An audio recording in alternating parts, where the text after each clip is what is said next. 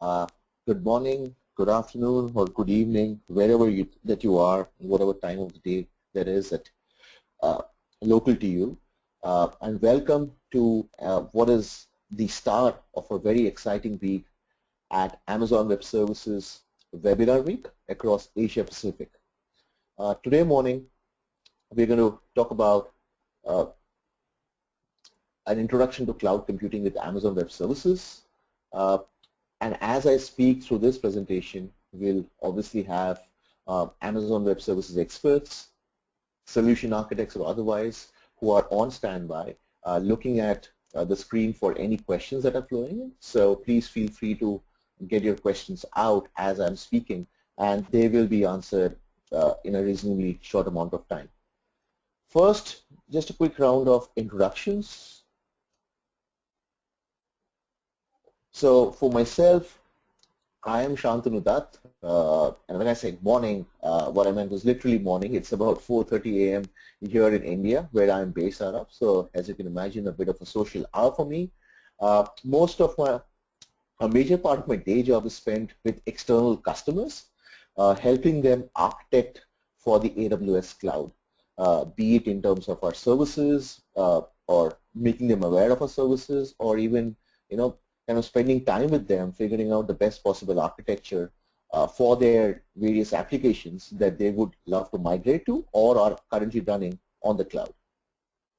And then in terms of the audience, which is you guys that are logged in right now, we believe that this is a right content for people who have probably never used AWS before, or maybe have just heard about it and starting to create a login account and starting to use it, and want to really understand how AWS and other customers, want to really understand how customers are really using AWS and want to get better at it. So this will basically be an awareness session of the services that we have and how our existing global customer base use us in terms of use cases and how they use our services.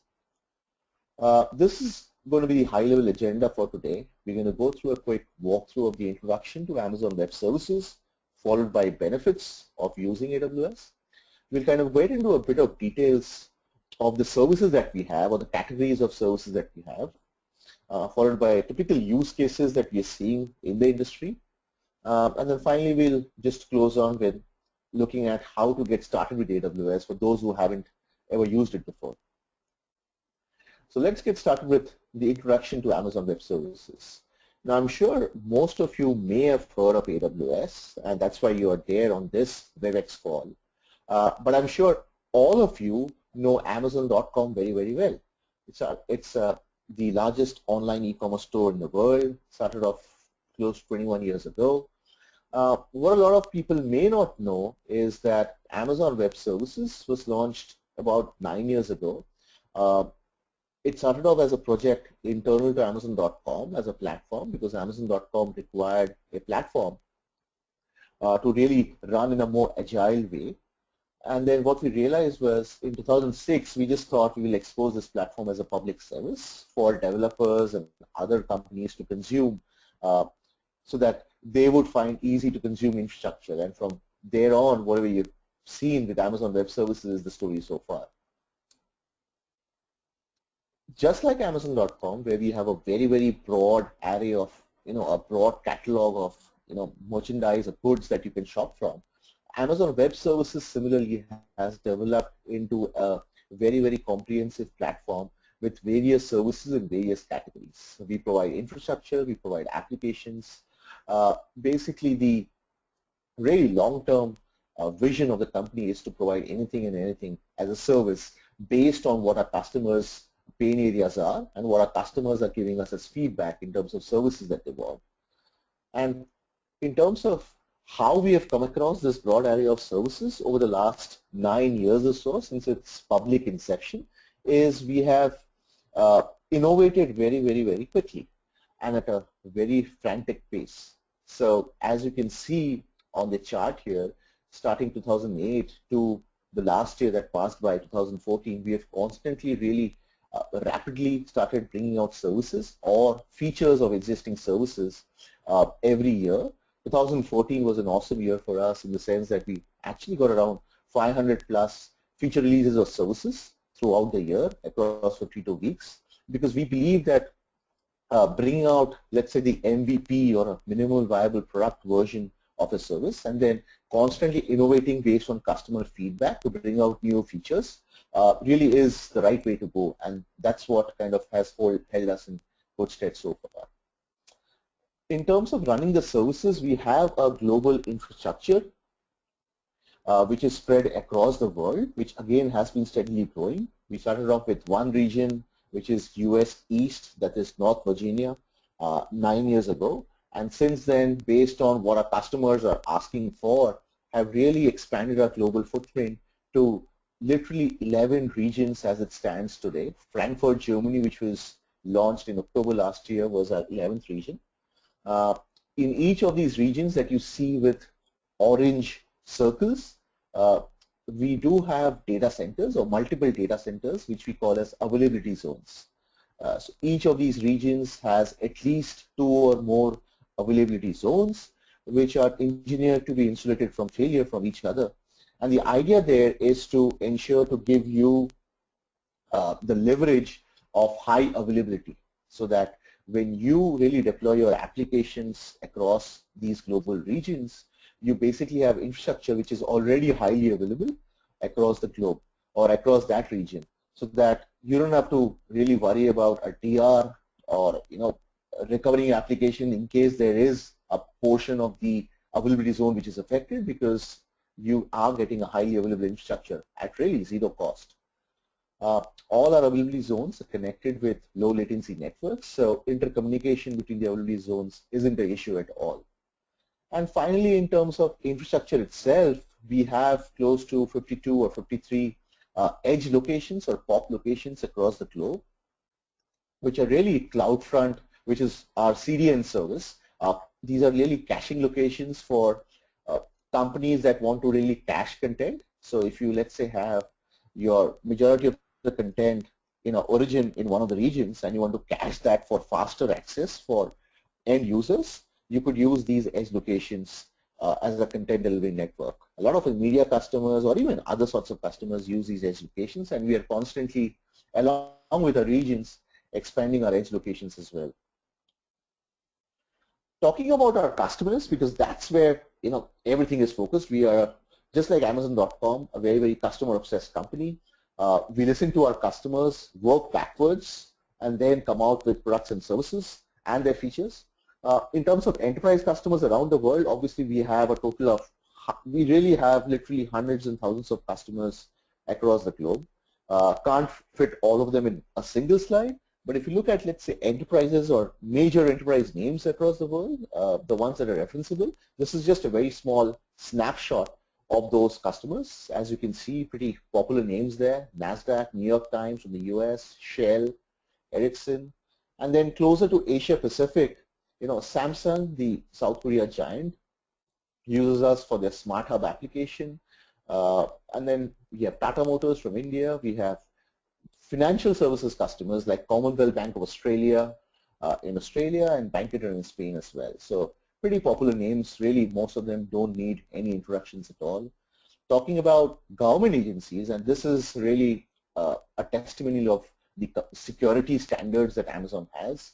A lot of customers ask us about security, and I'll cover security a little later in this presentation, but what we tell them is just have a look at the government agencies and educational institutions worldwide that use us. We have the likes of the US government, we have NASA JPL, we have the City of Melbourne, and many, many other government agencies that really run a lot of the applications on our cloud. When I was showing the 11 regions, what I didn't mention was the locations. We have 4 of those regions in the US, and one of them, as we call it, is the Gov Cloud or the government cloud, which is really an isolated region which has to be enabled manually, and that's where a lot of the, at least the North America or US government agencies start leveraging AWS, because they do have an isolated region of sort to meet their compliance requirement separately.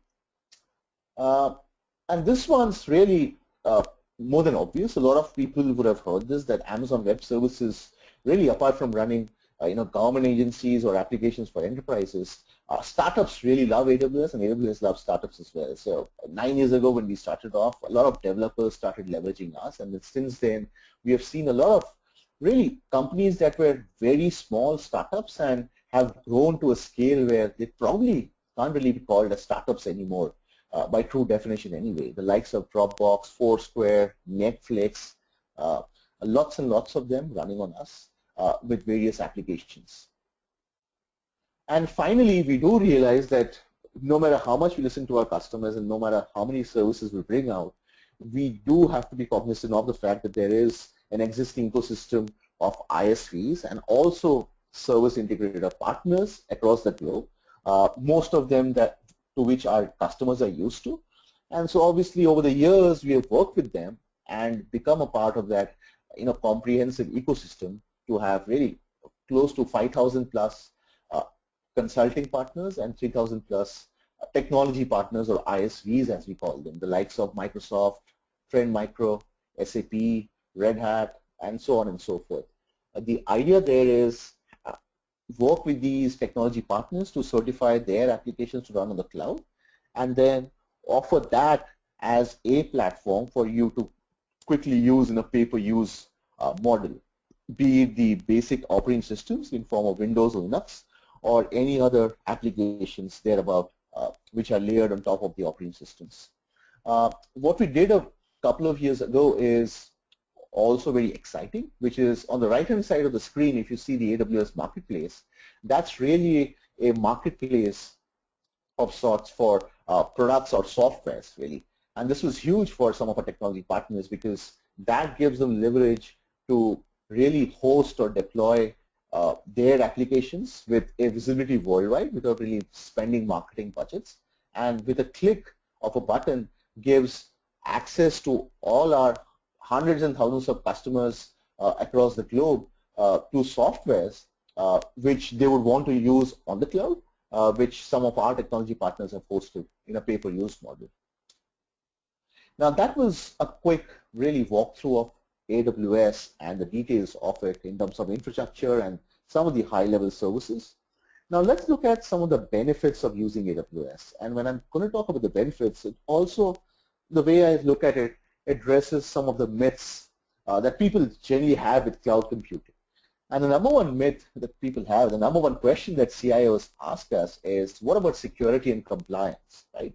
I'm going to keep my data on Amazon Web Services cloud.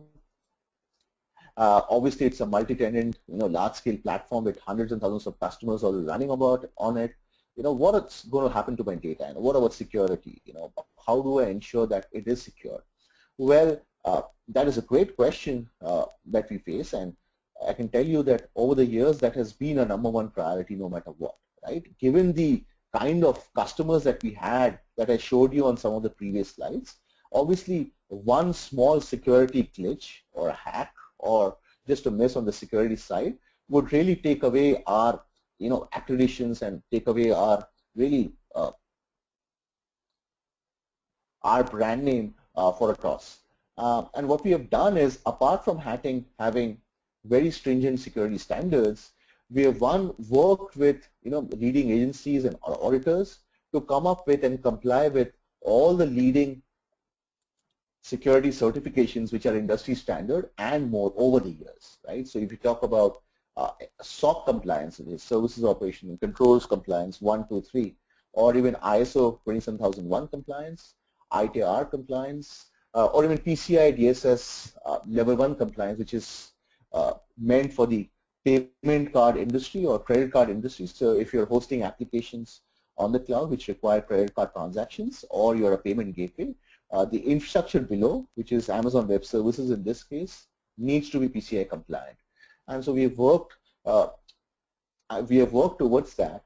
And not only have we achieved these certifications, we have also really continued to kind of achieve and re-achieve those certifications at regular intervals as and when these are applicable. And then when there are new versions of these certifications that come out in the industry, we kind of work towards achieving them as well. Some of our customers have actually told us that after moving into AWS, given the security environment, the features that we provide, they've actually found this environment of AWS to be in fact more secure than some of their own data centers, which is a huge kind of statement from some of our customers that we have. Outside of compliance or over and above compliance, what we've also done is have security standards, right? So in terms of physical security of our data centers, in terms of access control of which employees have access to it, and as and when should we give them access to, how our service planes are controlled, and it really goes into a very, very comprehensive level of detail. The second kind of question that a lot of customers have after security is, okay, we know that AWS is secure. What about reliability, right? What about the chances of the cloud failing or services going down? And what's my strategy of DR on the cloud? Well, the answer to that is partially something that I showed you in a slide at the beginning of the presentation, in the first section that I covered, which was our global footprint, which is having 11 regions across the world, and all those 11 regions hosting 28 availability zones with multiple data centers across those availability zones.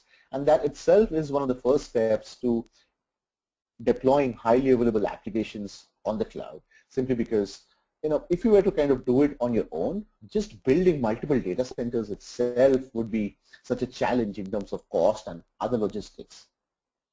And within those services, the services that I showed you, the broad breadth and kind of depth of services, we do have SLAs defined, right? A lot of the enterprises sometimes who are not aware of a platform are concerned and ask us in no less concern that what about the SLAs? Will I get SLAs about it? What about my availability, etc., etc. And so most of our services do have SLAs. To give you an example, Amazon S3, which is just imagine this as a huge repository, and I'll cover this later, and it's for storing static content. It can be log files, images, videos, etc., etc. We give you an SLA of durability on that storage service of 11 nines, as you see on your screen, which means that the chances of a object, once you store it on S3, getting lost are extremely small. The way it works is we kind of make multiple copies of your objects in the background, and then even if we have issues with disks failing or otherwise, we kind of replace that object without you realizing. So your objects are always available. I covered availability zones as well. And lastly, just to be very transparent to our customers, what we do is have a public-facing service health dashboard, which provides 24/7 visibility into really the exact real-time operational status of all our services across the globe as well. So this is just a public web page that we have, which kind of shows a check mark or a red kind of symbol next to the service, depending on what the status of the service is in that region currently. And it shows a historical view over the last few days as well. So extremely transparent, and obviously operational excellence is constantly our endeavor to kind of be at almost 100%. Obviously, the next question after security and operational reliability is that of cost. Now, before obviously I kind of cover cost later, and everyone's free to kind of bring in questions around that side by side on the panel, is to understand that we do have multiple purchasing options when you talk about costing, right? I'm not going to go into the detail of every one of them. These are available very clearly on a public website, or if you have questions, feel free to kind of post them and we'll answer them. But basically at a high level, we do get started on the left-hand side.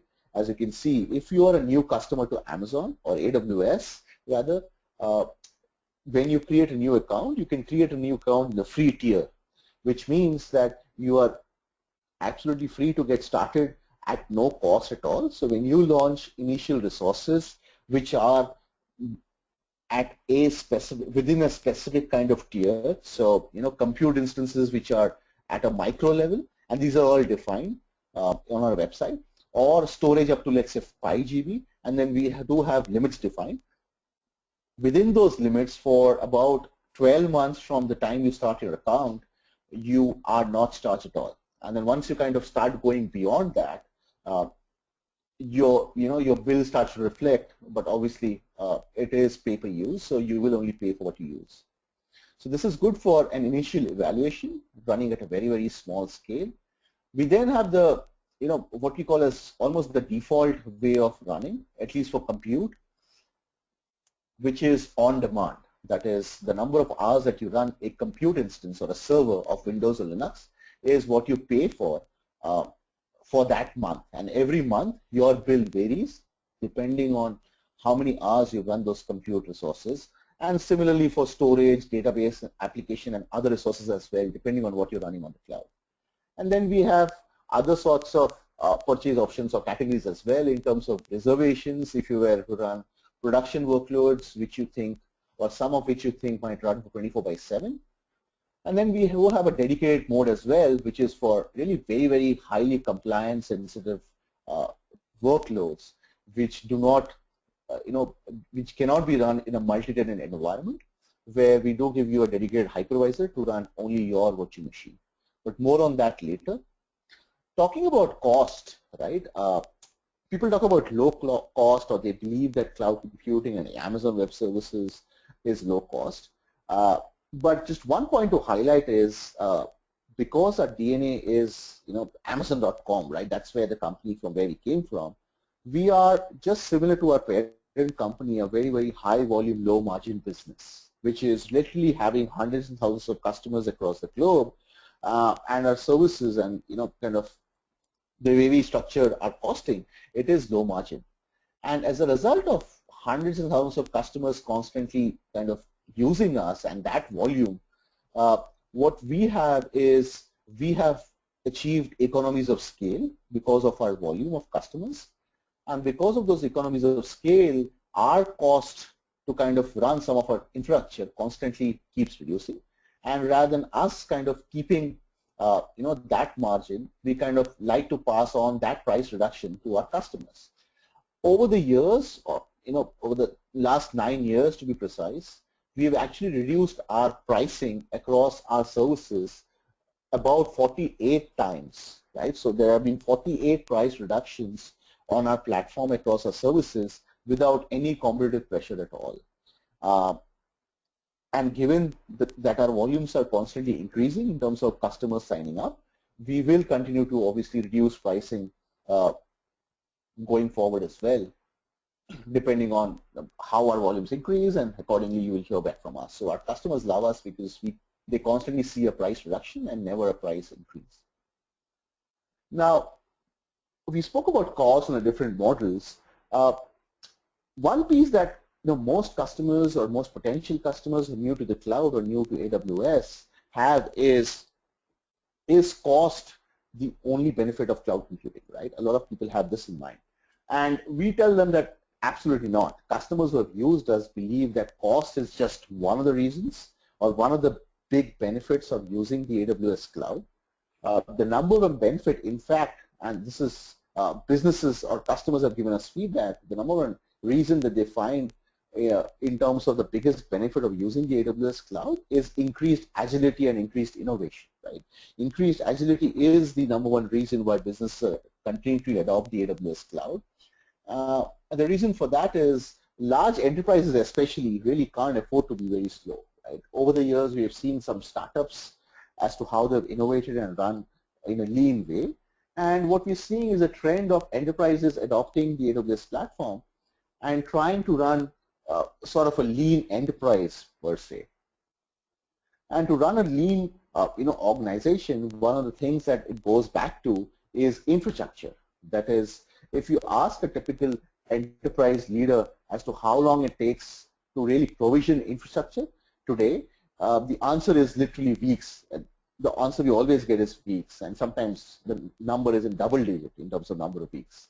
And obviously, this makes a big difference when you can actually spin up infrastructure in a matter of a couple of minutes or a few minutes and literally spin up hundreds and thousands of servers in any environment, any part of the world.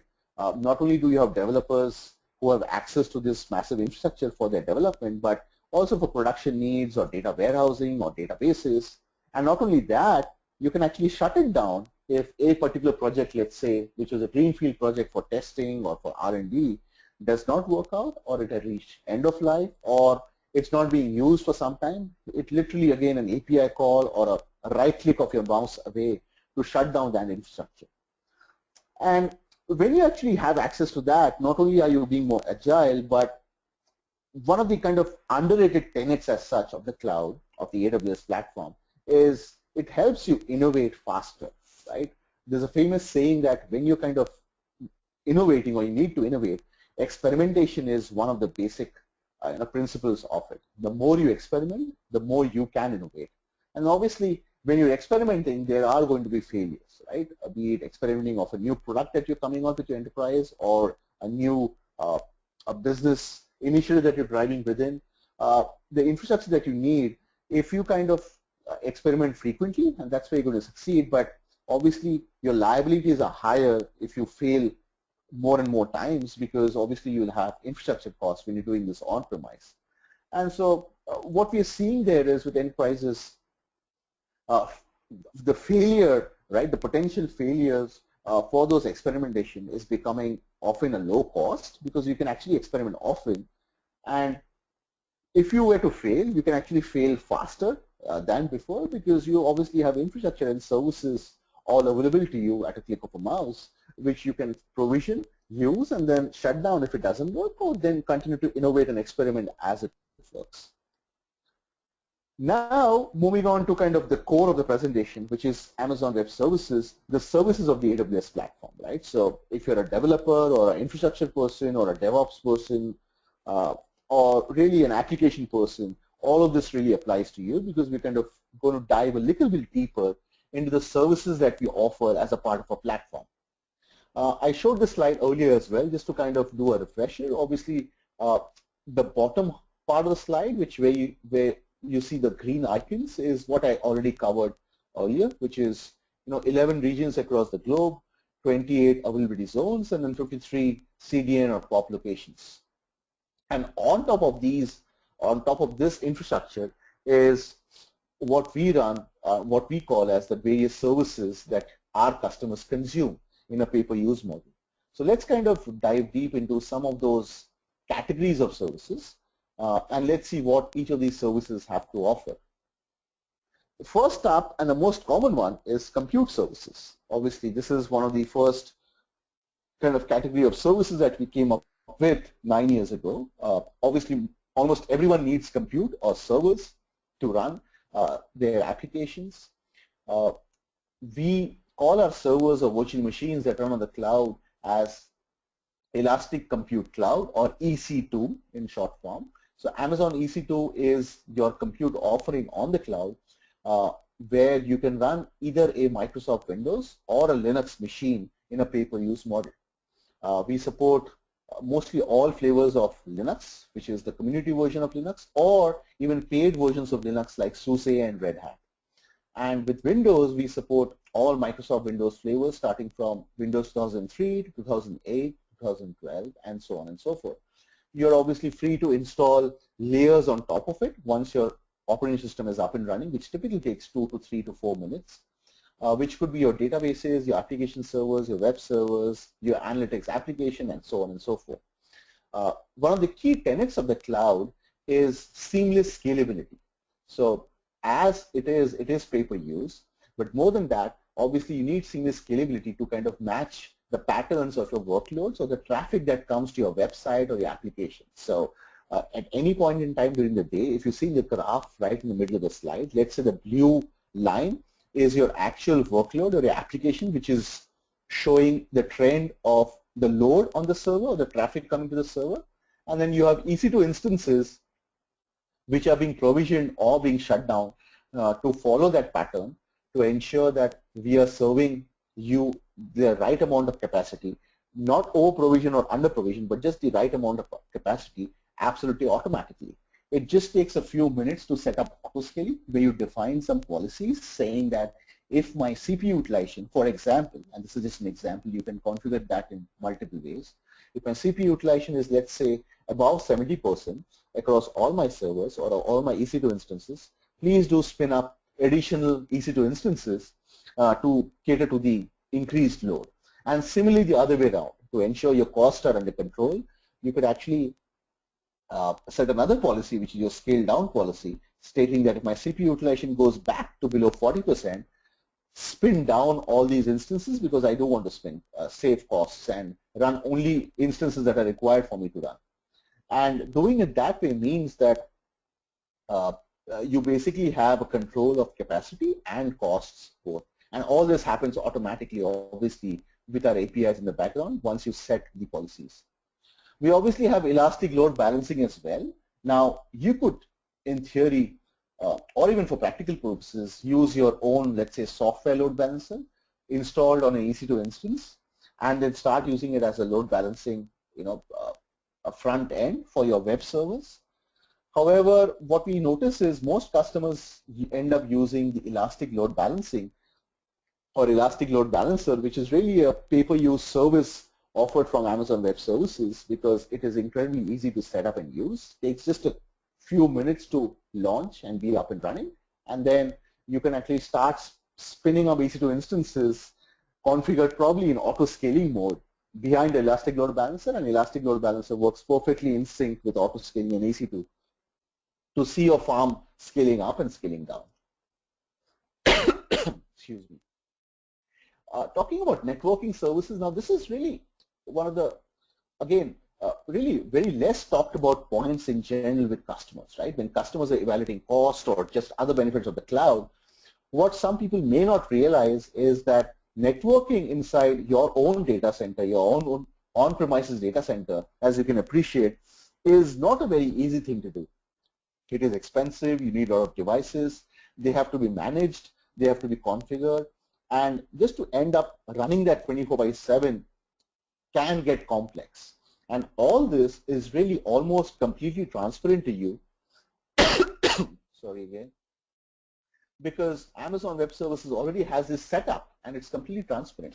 So when you spin up an EC2 instance, all you need to do is select something called as a VPC or a virtual private cloud, which is really a private isolated section of the AWS cloud to give you really the benefits, the true benefits, very, very similar to the networking of your own data center.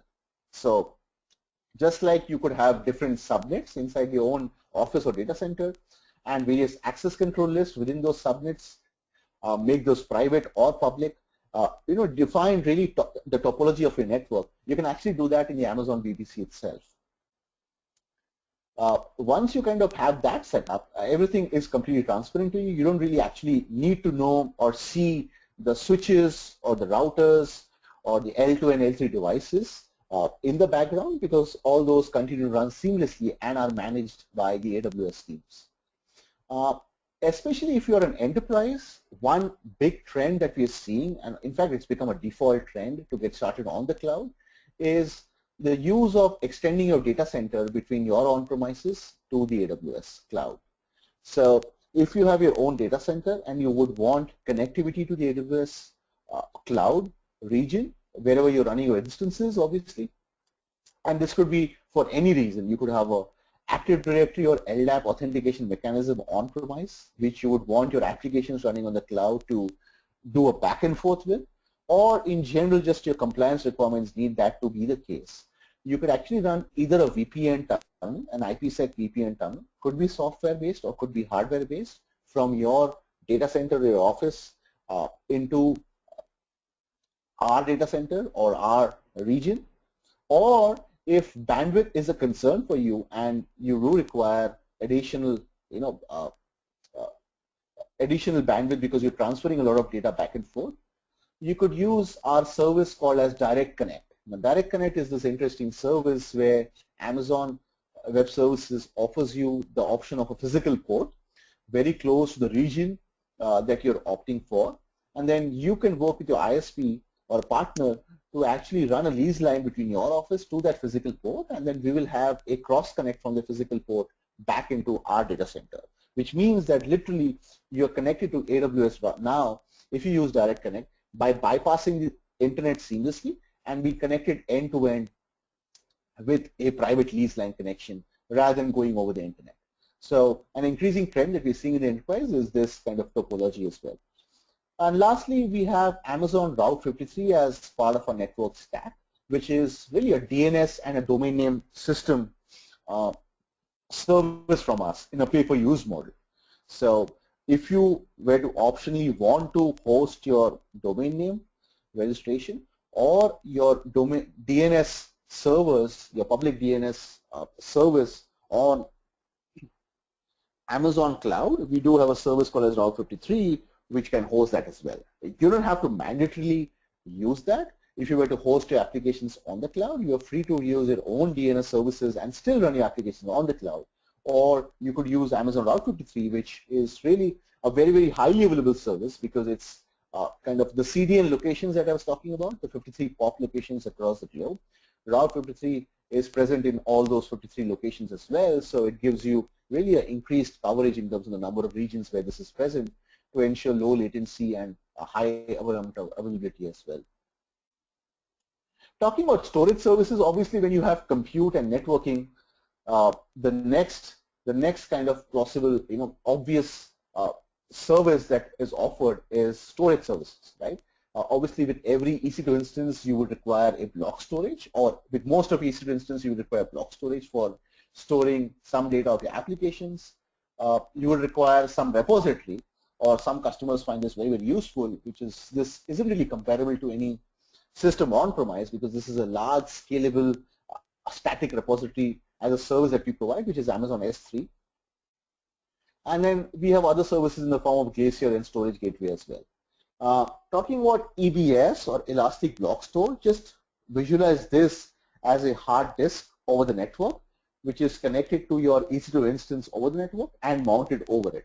Whether you're using a Linux instance or you're using a Windows instance, you could have an EBS volume or Elastic Block Store volume, that's the full form, mounted on it as a data partition. You could attach multiple EBS volumes to a single instance or a single EBS volume, and it's available in different shapes and sizes and forms as well. The volume size comes from 1 GB to 1 terabyte, a single volume, and you can stride it across to multiple volumes as well.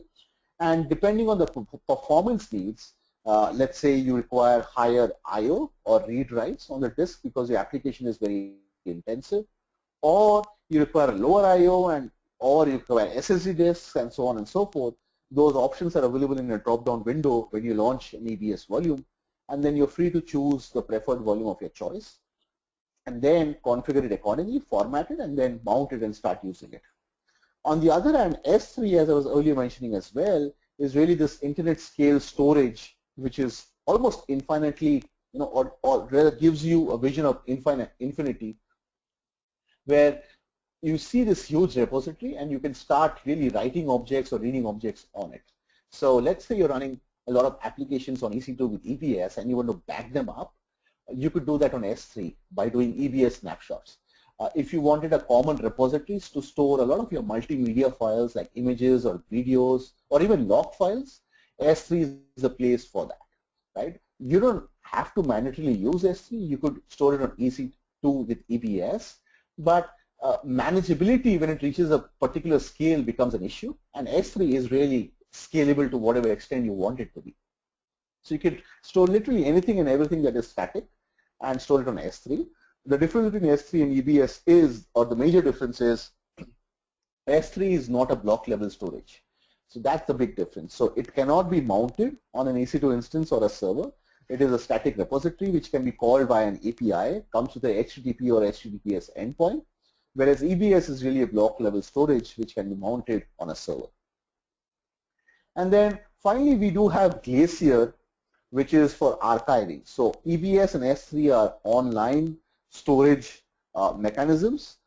Glacier is similar to S3 in the sense that it gives you a repository to store static files like images, videos, and log files. However, it is meant for more of offline to archival. So let's say you have some objects in S3 which are more than 2 years old or 1 year old, and you want to kind of now archive them into a storage system at a lower cost. You can easily do that either automatically by setting lifecycle policies on S3 or manually by just making an API call or do it from the console. And what Glacier does is stores these objects till you want them to be stored, or you choose to manually delete them.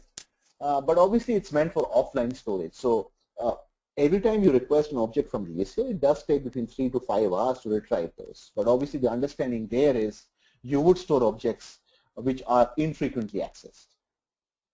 Lastly, we do have a storage gateway. So I was talking about more of extending your data center into the cloud with direct connect, let's say. And some customers who do that also want an automated way of having their data flown in back and forth between their data center to AWS. Let's say they want a backup of the data to happen automatically.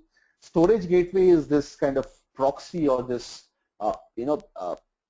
service which kind of bridges the gap between all your servers pointing to a storage gateway, virtual machine that you install on your on-premise, and that working as a gateway to slowly sync up all the data in the background to Amazon S3 or Amazon EBS so that a copy of your data is maintained in the cloud. And then at any given point in time, you could actually retrieve the data back to your on-premises data center as and when you require it. Talking about databases, now this was interesting. This is, kind of a point where we started going upwards in terms of managed services that we provide. In the initial years, we kind of provided infrastructure, which was just storage, networking, and compute as a service. And then obviously we started hearing from customers that services or technologies like databases really take a lot of pain and a lot of effort for the DBA to kind of maintain, right? Most of our customers tell us that 60 to 70% of our DBA's time goes in maintaining the database, patching it, maintaining it, making it highly available, creating replicas, creating backups and testing them, and so on and so forth.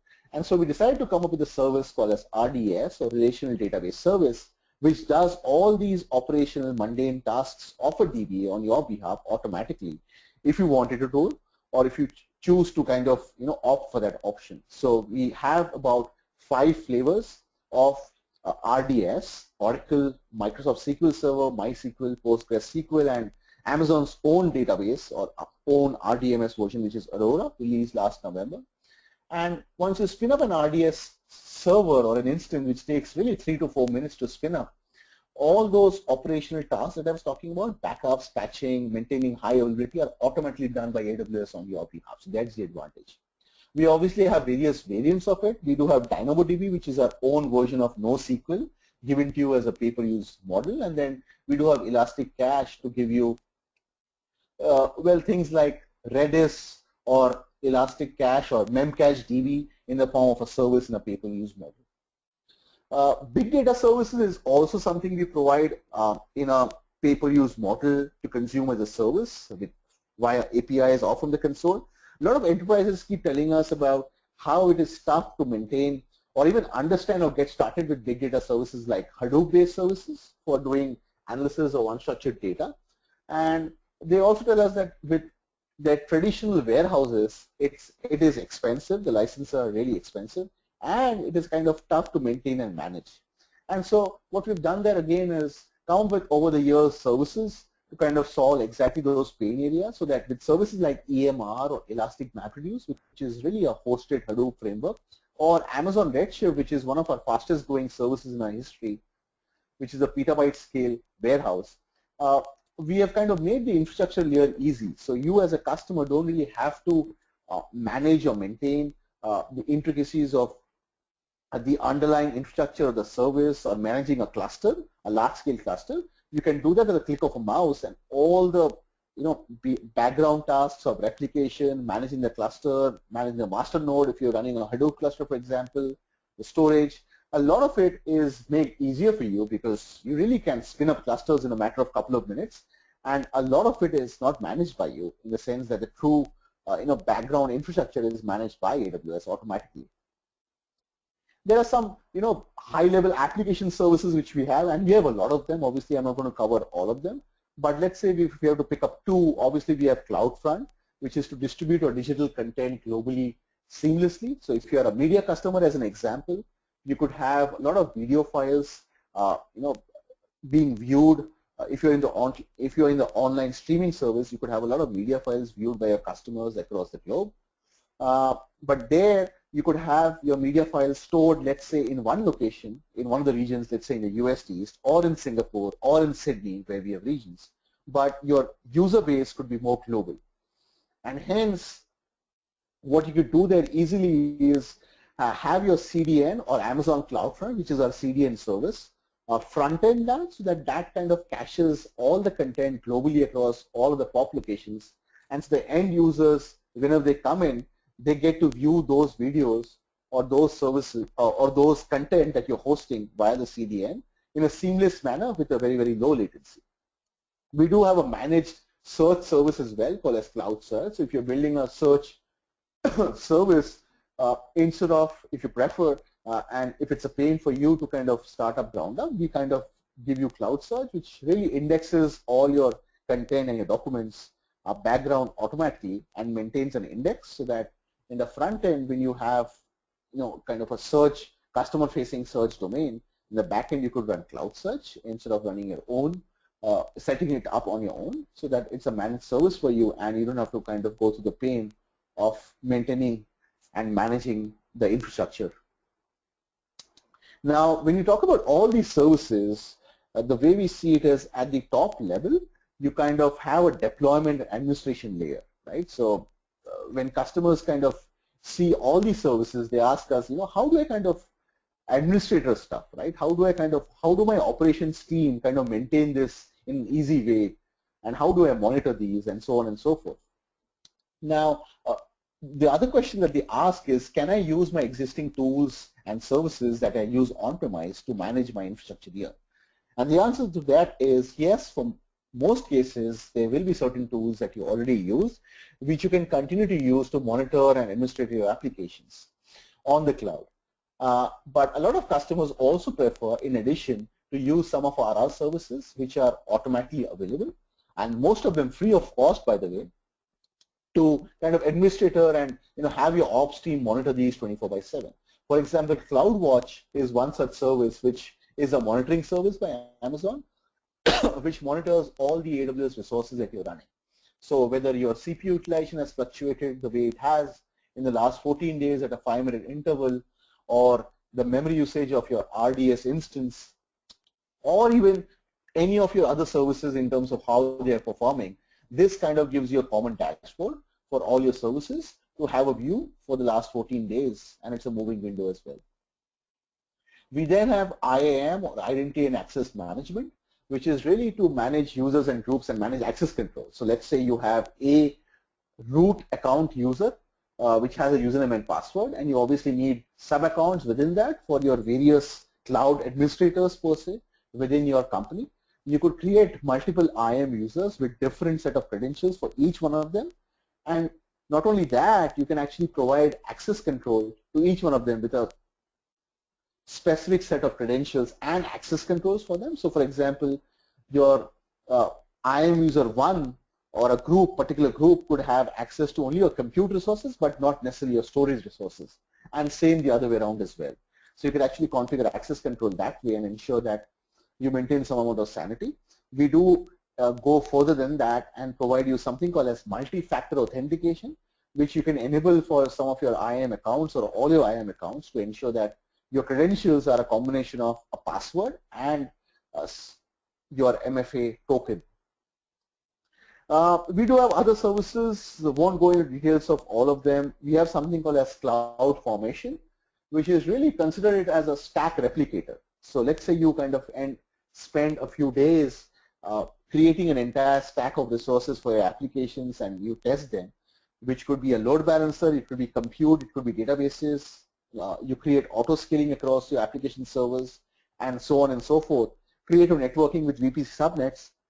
And finally, let's say you are live, and let's say many days from now, you have a requirement where you want to kind of have a very, very similar stack of resources, the entire stack, in a different environment for a different project. CloudFormation actually creates a template of that stack, and all those templates are ready. So not only do you have images to spin up a single resource or a single server or single instance, you basically have an entire template to spin up an entire stack of services equivalent to almost a data center on the cloud at the click of a mouse. Right?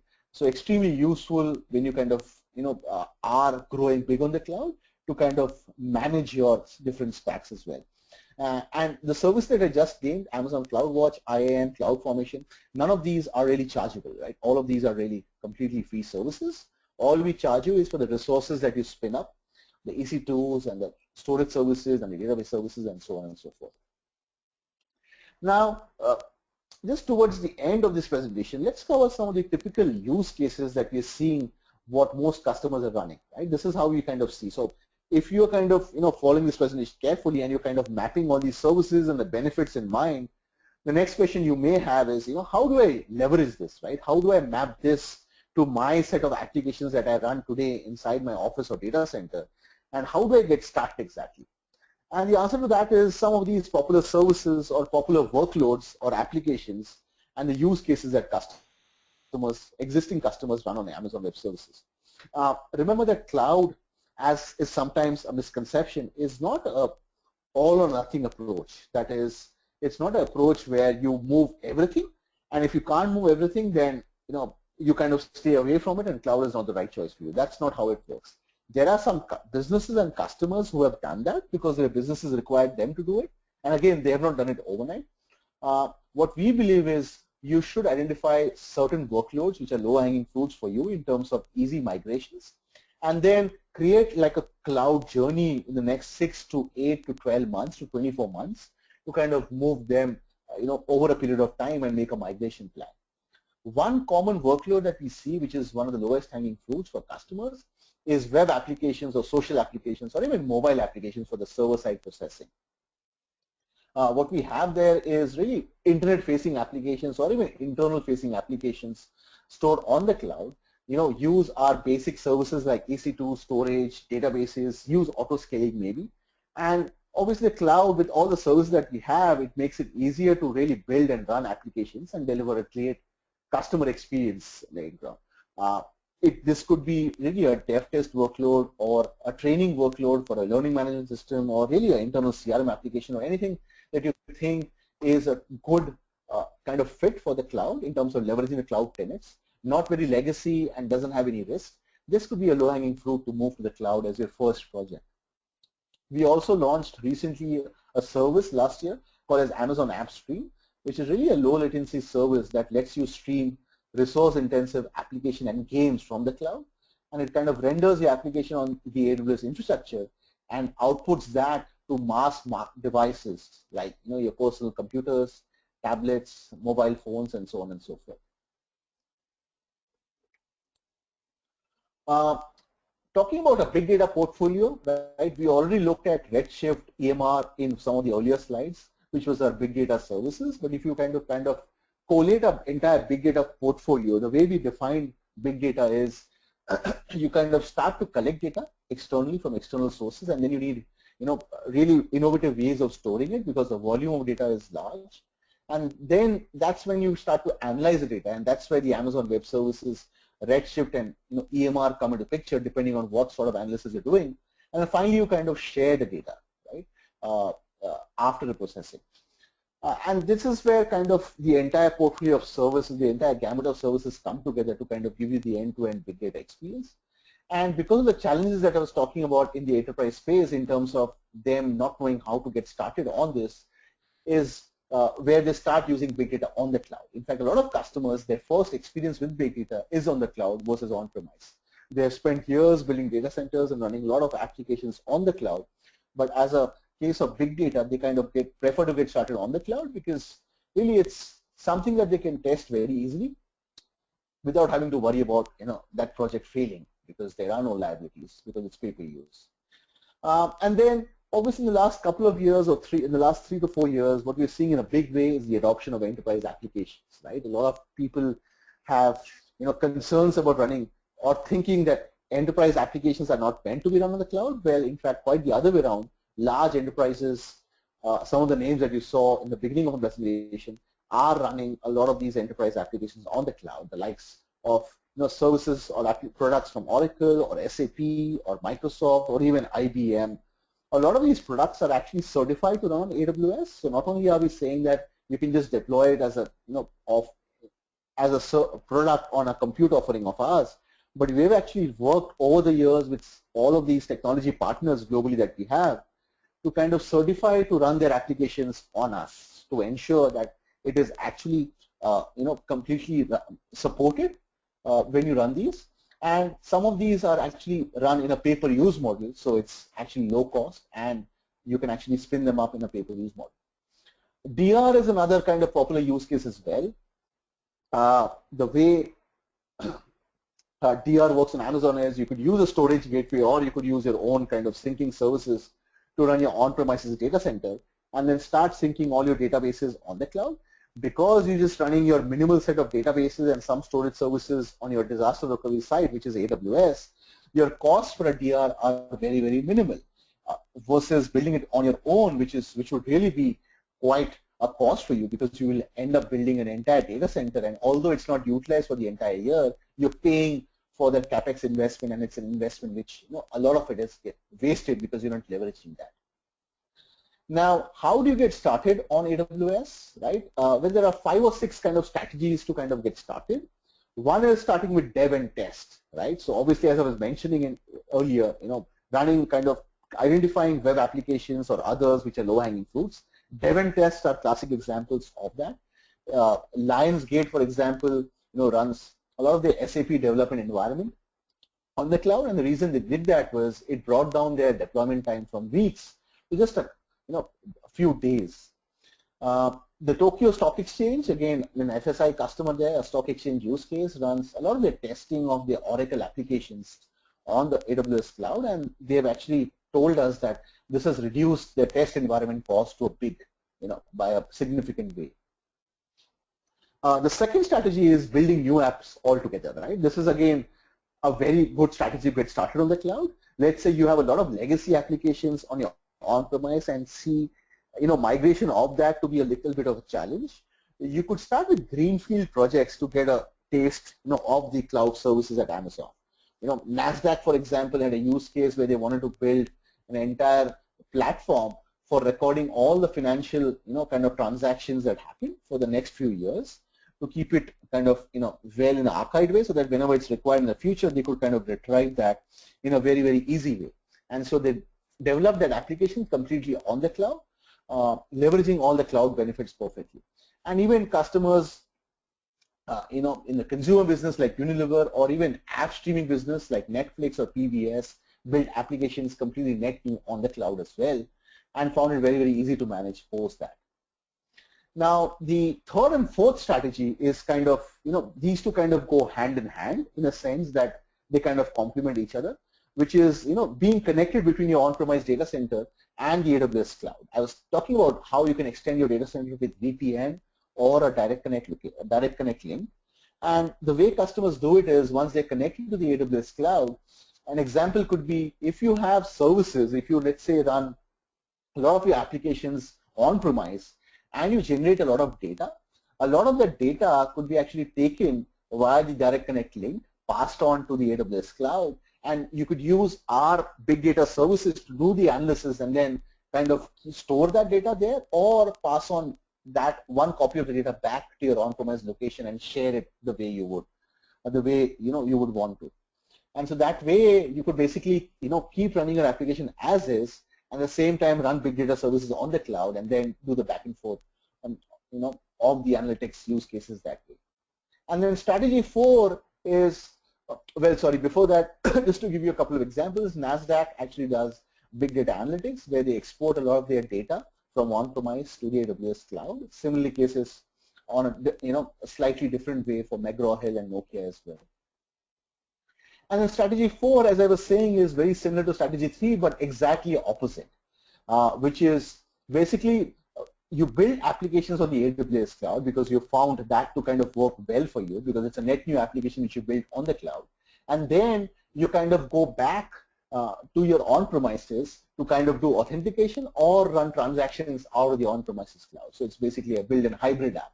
For example, Samsung built their Smart Hub, which is for their modern TVs. The entire server-side processing of the Smart Hub application goes on AWS, but some of the the financial transactions, when you do financial transactions with a credit card or otherwise, they would like that to stay on-premise for some of their compliance reasons. So when you're doing financial transactions, those transactions go back via the link to on-premises, and then when you're accessing their production kind of workload, the actually main application, that actually happens to be AWS Cloud. So that's a use case we see there very commonly as well. The fifth one is really migrating your existing applications to the cloud. This one can be hard or easy depending on your application itself. Some applications, as I was mentioning, dev test, web applications can be low-hanging fruits, and those can be migrated more easily. Some of the legacy applications, you might want to kind of create a roadmap for 12, 24 months. Unilever, for example, had about 1,000 properties, and they have actually migrated 500 of those websites onto AWS clouds and creating really a roadmap for the future to migrate other web properties as well. And finally, we have the all-in customers, which I was mentioning.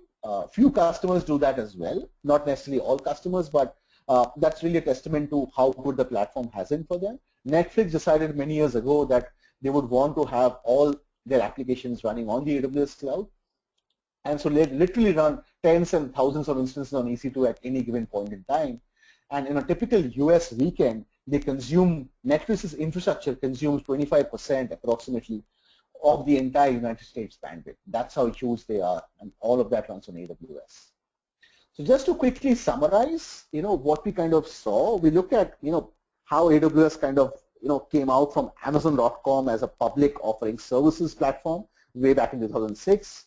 We have innovated at a very, very frantic pace to come up with 40, 45 plus services. We have a global infrastructure and a global footprint of 11 regions, 28 availability zones, and 53 edge locations. Obviously, given that we are a high volume, low margin business, we have proactively reduced our costs 48 times. And then obviously we looked at our ecosystem, not only our hundreds and thousands of customers we have in the enterprise, government, and startup space, but also our consulting partners and our ISV partners that really are key differentiators of AWS. If your question is, what do you do with this data now? What are your next steps? Well, you could go to aws.amazon.com to find all the information that I just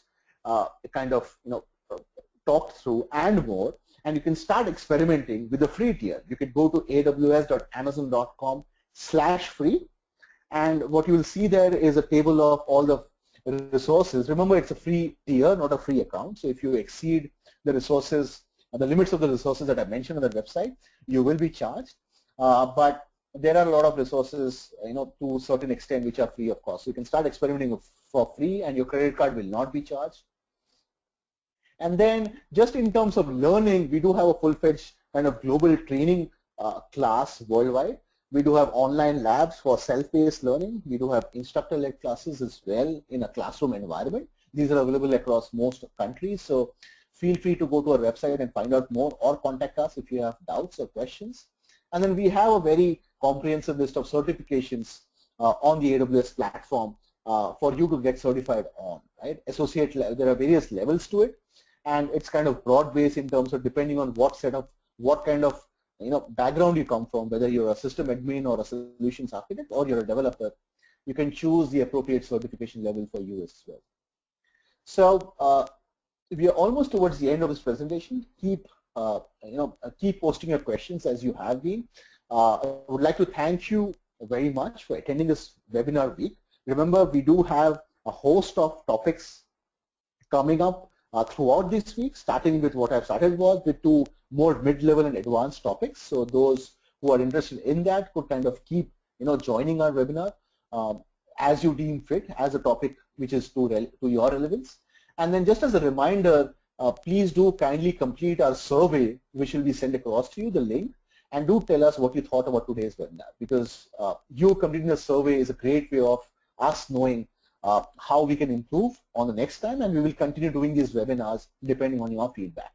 We do have a lot of social facing resources for you to get in touch with us or kind of view things. The last link, SlideShare, for example, if you go there, there are a host of presentations, thousands of them literally, around various of our services presented by various presenters and our senior executives. So you could view that as well.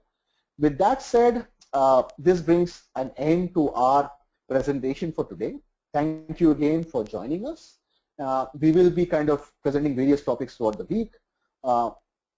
If you want to find out more about a webinar week, you could go to aws.amazon.com/webinar/apac/webinar-week. With that said, I would like to thank you everyone for joining the first session, and have a great rest of the day and the rest of the week wherever you are. Thank you.